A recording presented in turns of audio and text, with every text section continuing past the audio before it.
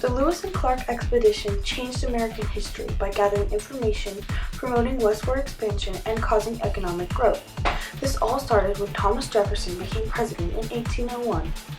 Thomas Jefferson had dreams of the country expanding west so that the country would stretch from the Atlantic Ocean to the Pacific Ocean.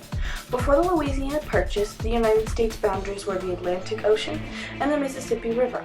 The Louisiana Purchase was about to change that. On May 2, 1803, the United States purchased 828,000 square miles of land from France for $15 million. The Louisiana Purchase was not only double the size of America, but also doubled the opportunities for America. Some of these opportunities would be open trade, increased business, and have more room to build houses and farms. The Louisiana Purchase was eventually divided into 15 states. Jefferson quickly convinced Congress to fund an expedition to explore west. Jefferson had many goals for the expedition. He hoped to find water route from Mississippi River to the Pacific Ocean. The expedition was necessary to document all the new plants and animals they would find, as well as create detailed maps for the next wave of explorers. He also wanted them to meet and make friends with the Native Americans they met on the way. In order for this to happen, he needed some top-notch quality guys. Jefferson hired his security, Meriwether Lewis, to lead the expedition. In June 1803, Lewis asked his friend William Clark to help him lead. Clark was honored by Lewis's request to help lead the exploration.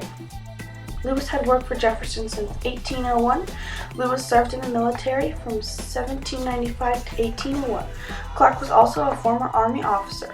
Lewis served under Clark for a short amount of time in the military. Lewis was only 28 years old at the time the expedition started. Both men had unique skills that would serve for the expedition well. Lewis recorded information on plants, animals, weather, and natural resources. He studied to collect seeds, pressed and described plants, and sketched his findings. Clark was a map maker for the military. Both Lewis and Clark were strong leaders. Lewis started preparing in 1801 by studying maps and journals of fur traders. Lewis and Clark put together a team of 17 to 35-year-old young, healthy, single men to come on the expedition. These men were prepared for hard work and to be in dangerous conditions. They set up a training camp for the men. They brought food, musket, knives, and compass, and a violin. These are just some of the many things that they gathered. One of the best things that went on the trip was Lewis's dog, Seaman, a 140-pound Newfoundland. On May 14, 1804, they left. The expedition was called the Corps of Discovery. They traveled by boat, horseback, and foot. They started their journey in a large keel boat that was built for the expedition. They traveled 10 to 15 miles a day by rowing, riding, and walking. Life on the trail was hard because it serves severe weather, mosquitoes, illness, and dangers of wild animals. After 2 months, they were still in Missouri. On August 2, 1804, they met their first Native American tribe. Part of the expedition was to find out how many Native Americans there were and learn about their traditions. They always gave gifts like medals, coins, fish hooks, knives, blankets, tobacco, flour, and pork. Their goal was to create peace and be able to trade with them. They wintered in Fort Mandan, which was where they met the French-Canadian fur trader Kambuni and his young wife Sacagawea. I have to pause and tell you a little bit about this amazing girl. Sacagawea was the daughter of the chief and of the Snake River tribe. She also had a brother. Sacagawea grew up living in a teepee with peaceful wanderers. She did not go to school. She collected wood, made moss cows, clothing, teepees, picked berries, and dug roots. She was part of the Shoshone and lived in present-day Idaho. She lived in Bitterroot Range of the Rocky Mountains near the Snake River. Unfortunately, her camp was attacked. She was captured by another Indian tribe and taken 600 miles away when she was 12. Shortly after that, they traded her to a French fur trader who was 3 times her age. That is when she got her name, Sacagawea. She was 14 when she got married and pregnant at 15. Her job for the expedition was to be an interpreter.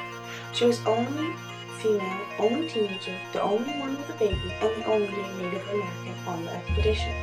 Unfortunately, at the end of the expedition, her husband was paid $533.33 and given 320 acres of land. She was given none. Sacagawea became a key contributor to the expedition. They needed someone who could speak and translate to Shoshone. Most of what we know about Sacagawea came from Lewis and Clark's journals. They spelled her name 8 differently. When they left the winter camp, they sent a couple of guys back to President Jefferson with gifts: a prairie dog, magpies, plants, and an Indian rope. 2.5 years later, they arrived at St. Louis on September 23, 1806. They traveled over 8,000 miles. Lewis and Clark documented 178 kinds of new plants and more than 100 animals. 33 men completed the entire expedition, including Sacagawea and seamen. Only one man lost his life in the journey. The expedition found a passage to the Rocky Mountains, however, not by water. Because of the expedition, they were able to divide the Lewis Purchase into 15 states. They made a way to claim more land. Lewis and Clark are considered great explorers in American history. The expedition changed our country and world. It opened up ways for pioneers to move west. Along the way, the pioneers built houses and towns. Soon states and territories were formed. Jefferson's many goals for the expedition were met.